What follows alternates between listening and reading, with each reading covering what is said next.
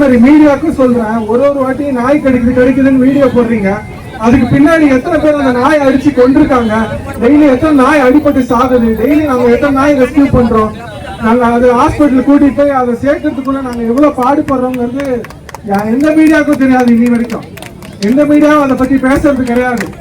ஒரு ஒரு ஒரு மாசத்துல 28,000 நாய் சாகுது இந்தியால. யாருக்கு தெரியாது? எத்தனை பேருக்கு தெரியும்? ஒரு மாசத்துல டேட்டா படி 28,000 நாய் சாகுது, 50,000 மாடு சாகுது. சரி, நான் கேட்கிறேன், நாய்னால மட்டும் தான் ரேபிஸ் வருதா?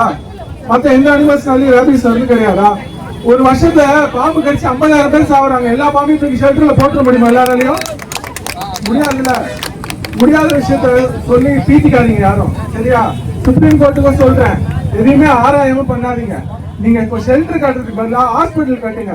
ஹாஸ்பிட்டல் கட்டி ஏபிசி சென்டர் நிறைய கட்டி அங்கங்க இருக்கிற ஃபீடர்ஸ் வாலண்டியர்ஸ் வச்சு எல்லாத்தையும் நிறைய வண்டிகள் ஏற்பாடு பண்ணி நிறைய ஆம்புலன்ஸ் கொடுத்துருக்காங்க கவர்மெண்ட்ல. எதுவுமே செயல்பாட்டுல கிடையாது. இந்த சென்னையில 250 ஆம்புலன்ஸ் வெட்டினரி ஆம்புலன்ஸ் கொடுத்துருக்காங்க. எங்க போச்சு யாருக்குமே தெரியாது. அதை செயல்பாட்டுக்கு கொண்டு வாங்க. எல்லா ஆம்புலன்ஸையும் செயல்பாட்டுக்கு கொண்டு வந்து ஒரு நாளைக்கு 10 நாய் ஆபரேஷன் பண்ணாலே போதும்.